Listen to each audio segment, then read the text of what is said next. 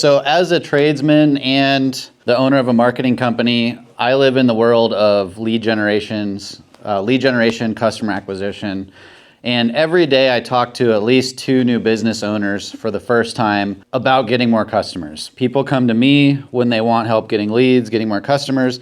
And as someone who's been doing this forever, like, I have the curse of knowledge. I take it for granted that I know all this stuff and I've known it for a long time. And so I often forget to talk about some of the basic stuff. And so today I'm talking about one of the marketing basics for like trades companies, local service businesses, and that is like where are the different places that leads come from. We all want more jobs. We all know we need leads in order to turn some of those leads into customers. But I think it's worth talking about what are the different places that you can get these leads and what can you do about it? Like, how do you influence this? And I look at all of these like methods of lead generation and marketing. I look at it like a vegetable garden.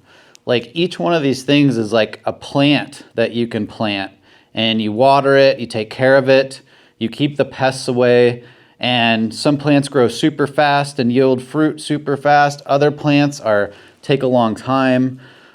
Some plants you have to remove and replant every year and do that over and over. Other plants live year round and grow to be really big and produce fruit for a long time. And marketing and lead generation is just like this. And so today I'm just going to go through and talk about some of the main places that we can get leads as tradespeople, as local service businesses, and talk about how you can water those plants. Like, what are some things that you can do to influence this and get more leads? And if you are aware of this stuff and you pay attention to this stuff and you take action on it, you are 1000% guaranteed to get leads and get customers and grow your business. This is how it's done. This is how everybody does it. If you're not doing this yet, it's only because you don't really know about it. So let me help you out there. So let's start at the top. The first one here is Google. So Google is the one I know the most about, and so I chose to talk about it first. So what is Google? Google is the biggest search engine on the planet. They've got Google Maps, which is the search engine for local businesses and places you can go. And so Google is where it's at for lead generation. It's always where I start, because that is where your customers go if they're already looking for what you have to sell them. And so why not start with those who are already looking for what you've got? So Google is made up of 4 sections these days. If you Google something like a plumber near me, the top section will be local service ads. That is where you can make a deal with Google. They'll put you right up at the top, and you can buy calls directly. The second one is Google Ads. This is pay-per-click. So if you make a deal with Google, they'll put your website up there at the top. If someone clicks on it, you pay for it. And then you've got Google Maps under that. This is organic, meaning Google's showing it to people because Google has decided that it's the best search result to show them. And then under that, you've got organic search, which is what Google looked like 10 years ago, 15 years ago, before they added all this other stuff on top. And so each one of these is like its own plant. Google would be like the ecosystem, the garden box, whatever, however you want to think of it. And each one requires its own strategy. So let me talk about them really quick. So for local service ads, we call that LSA, and you're really just buying calls. And so if you want to get better results from this, you just have to think of it from Google's position. People go to Google because Google shows them what they're looking for, and it's always done that. And so when it comes to Google selling you calls, what does Google want to see? They want to see you answer the phone. They want to see you be good on the phone, give people what they're looking for. When somebody calls you through local service ads, Google wants to see them close down their browser and be done searching. That's a signal to Google that you gave their customer a good experience. And that's one of the main factors. If you are constantly pausing your ads, or if you're constantly missing phone calls, Google's going to stop sending you those calls. And so the biggest thing you can do for that one is answer the phone, be good on the phone, give your customers a good experience. For Google Ads, we call that PPC, so that's pay-per-click. Let's see, how do you get good results from pay-per-click? you basically spend a lot of money. So you have to buy a lot of clicks. Those clicks get more expensive the more that you buy. And so Google is going to prioritize you based on like how much money you spend and how consistently you spend that money. So you're buying clicks, and if you want to get more, it's spend money. That's really the only thing that you can do. You can get strategic, but I wouldn't even consider a lot of the ad setup as a strategy, because the fact that most people set their stuff up incorrectly and waste a lot of money isn't really involved in the strategy. It's just people don't know what the hell they're doing. There's really only like a couple things that you need to set up properly on Google Ads for it to work. And then after that, it's all about how much money you spend. Google doesn't care if you close those deals or not. Google just cares about getting that money for the clicks. So for that, you're just spending more money. For Google Maps, this is where it gets a little bit more, takes a little bit more work. So like I said earlier, Google Maps is organic, meaning that Google shows you because it's determined that you're the best search result. On Google Maps, that's based off of three things. So it's proximity, meaning how close you are to whoever is searching. Relevance, which is how relevant is your company or your website or whatever to what they're searching for. You know, if they search for a roofer near me and you are Bob's Roofing Company, then you're going to be really relevant.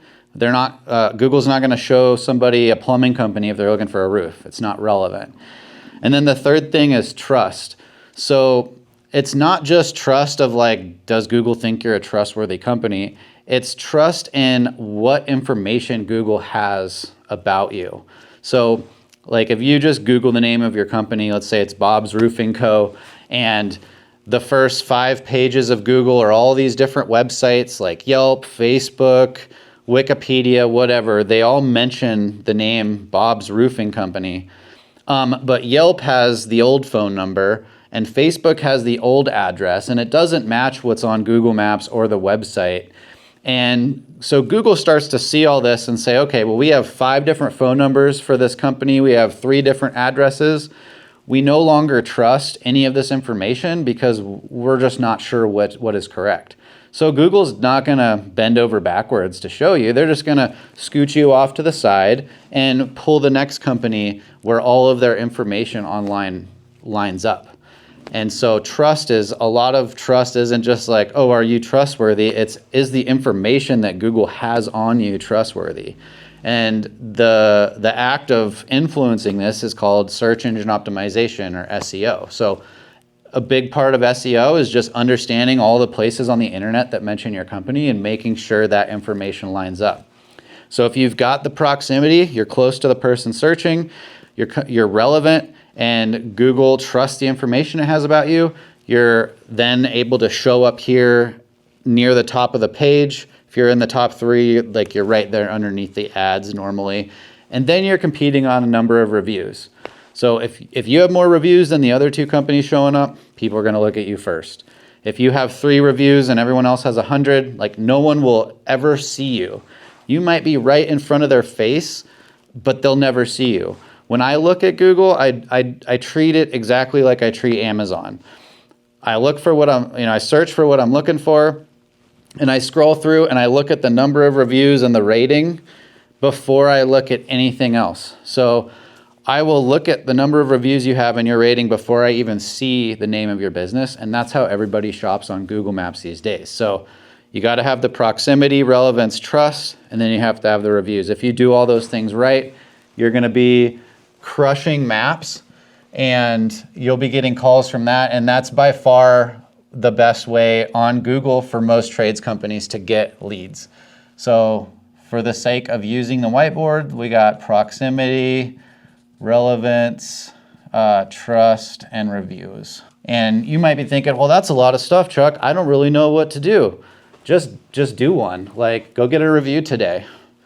Water your garden a little bit. Go do one thing. Like, you don't have to have it all figured out for the rest of time. Like, what's one thing you can do right now? And go do that. The last thing was organic search, and I'm not going to spend too much time on this because really it's going to be the same thing. It's going to be the relevance and trust. and just not the proximity or the reviews. If you're doing a good job on relevance and trust for Google Maps through your website and your search engine optimization, then you're probably going to be doing pretty good in organic. It's not something that I usually try to hit super hard, because then you're competing with the Angie's lists and the Yelps and the Thumbtacks and all those giant lead reselling companies, which I'll get to in a little bit. You're competing with them. They aren't able to show up in Google Maps. So you have a big edge on them. But in organic, they can show up there, and they spend millions of dollars to do so. So they're trying to capture those leads so that they can turn around and sell them to you. So Google, my favorite place to get leads. But a lot of people these days, they like social media. They're like, oh, I heard online that social media is the way to go. And so we could talk about social media. We've got Facebook, and I'm not going to list them all, but you've got like X or Twitter, you've got Instagram, like all these platforms you can post content, you can advertise on. I don't spend too much time in this realm because Google, most of the people looking for your stuff are already on Google. People don't go to Facebook to find a roofer typically, or a new water heater or whatever. If you're trying to get leads through Facebook and through these other social medias, I do have a couple ways that you can go about it. One is to actually use those platforms. So Facebook these days, if you post something, it's going to show your post to the people that you interact with on a regular basis and maybe their friends. And Facebook's constantly tracking, like, what is your network? Not just who your friends are, but who are the people that you're interacting with? Who are the groups? And it'll show your stuff to them. If you're like me and you never post anything on Facebook and you hardly ever log in, if I were to go in and post something today, like, oh, come get a bathroom remodel or whatever, like 7 people might see it, and like 9 of them will be my mom. And so it just wouldn't be worth it for me.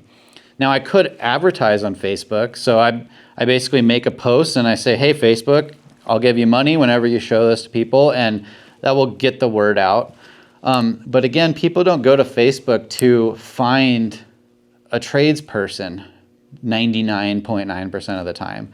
They are there because they're drinking a few beers, they're sitting in front of the TV at night, and they're just mindlessly scrolling through this stuff. And then your ad comes by, and most of the time, they're just going to keep scrolling. They're going to ignore it.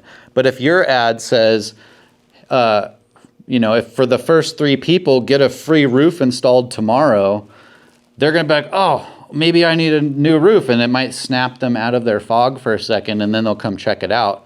But even then, most of those people who will fill out that form or whatever, if you get a hold of them later, they're going to be like, oh, I didn't fill that out. I didn't do that. Because people on Facebook are in a brain dead state. And there's a lot of bots on there. Like, it's not my favorite place to be, but if you have a really killer offer that will snap people out of their fog, you can get leads that way. Comparing it to something like Google Maps, you might need 3 leads from Google Maps to get a customer, where on Facebook you might need like 30.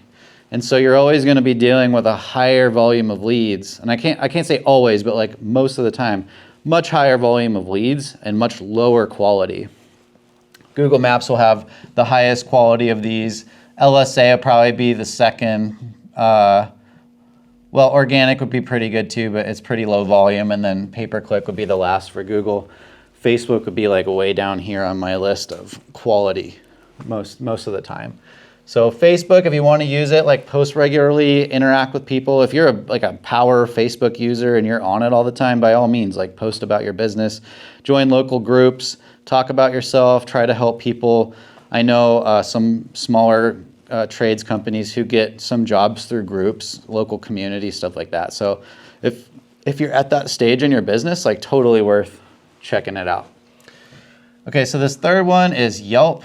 So Yelp gets its own category.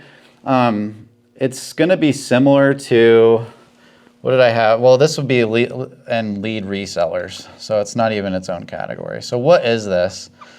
Angie, Thumbtack, Nextdoor, What's the other one? So Angie is the old Home Advisor and Angie's List. Anyways, all of these are big companies that do everything they can to be on Google and suck up some leads so that they can resell those leads to you for a profit.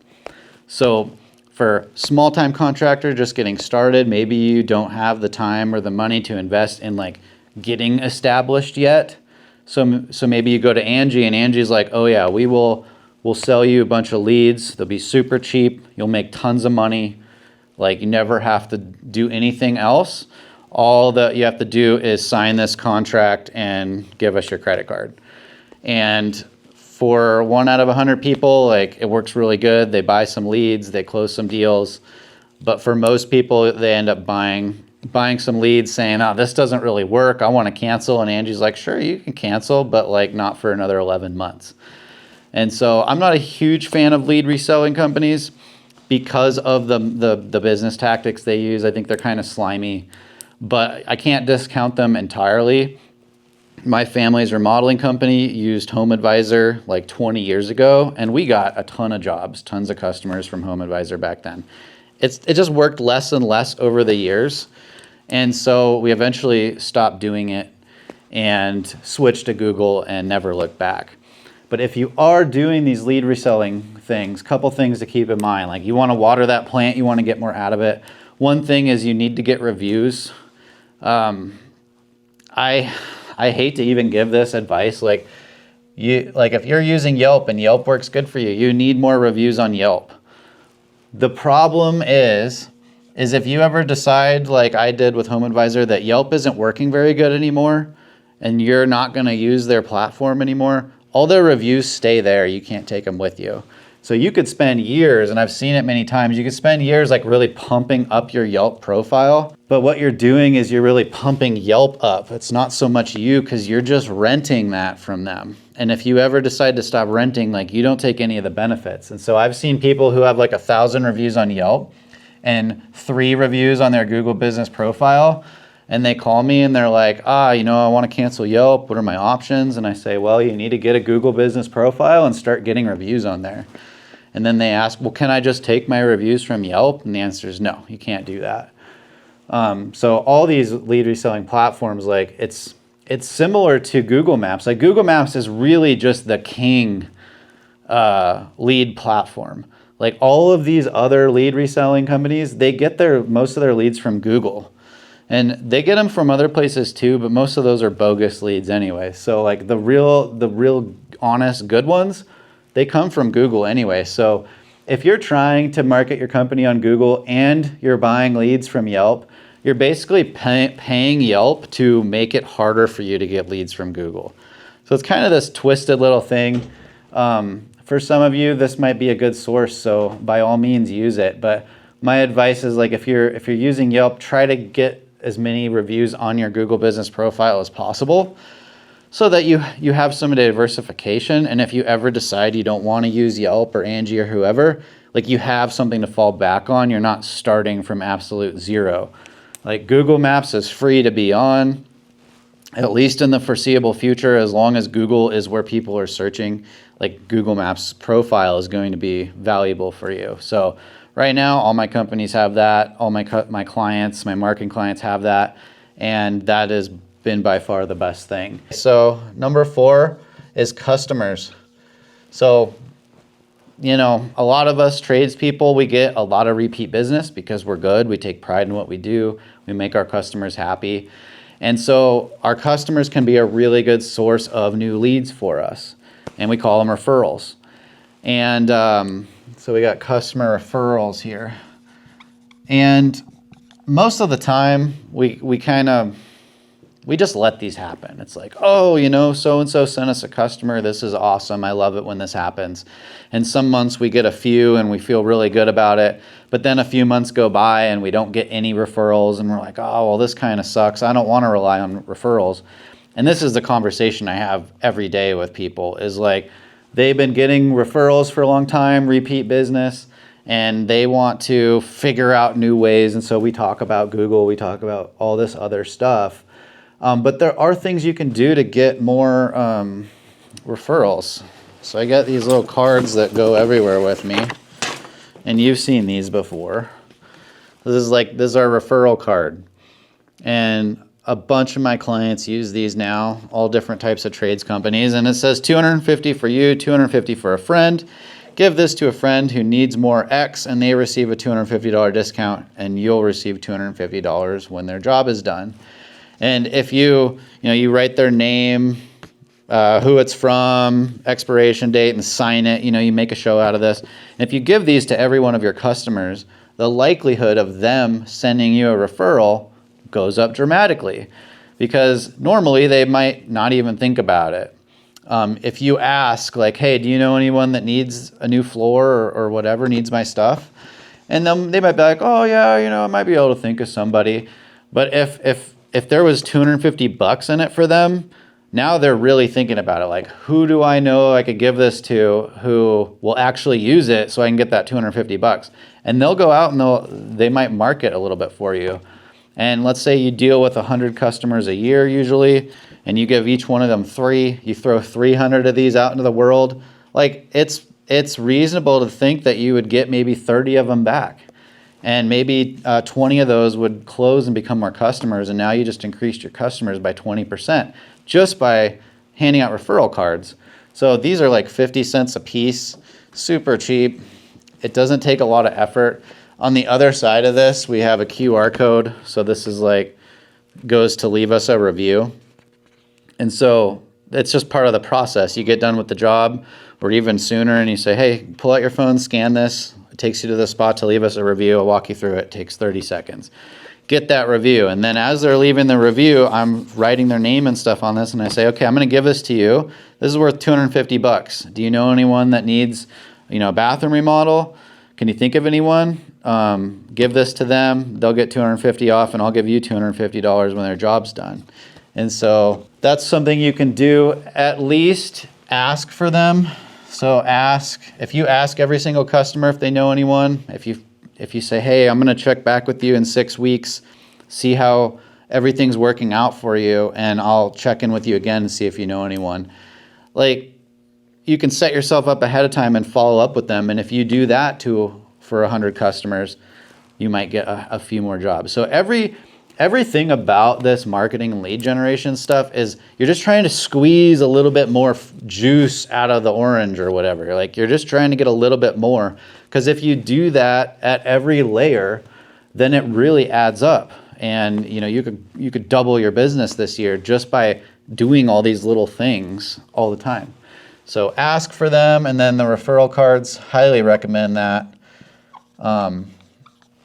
How you would figure out how much would be based off of things like advertising. When you're buying calls, you might pay, $100 a call, and it might take 4 calls to get a customer. So on your referral card, you put 200 for them, 200 for you. And you'll pay the same to get that customer, but it'll be so much easier to close because it's a referral. This one, P, is partners. So this is if you ever subcontract under general contractors, then you can get a lot of work from GCs. And if this is the kind of business you're in, if you're like a drywall contractor or painter or someone where your trade is often a part of a bigger project, all you got to do is make a list of every company in your area who does these big projects and make sure that they know who you are all the time. If this was my business model and I was starting from scratch and I needed customers or I needed jobs, I'd have a list of every GC in the area, and I'd call them once a month. I'd swing by their office, bring them donuts, whatever. I would make sure that they know what I do and know that I can do it for them. And let's say that there's 50 of them that I follow up with every month. Maybe every month one of them would actually say, yeah, I do need a drywall guy now. My guy didn't show up for the 3rd time. He's really pissing me off. I'll give you a shot.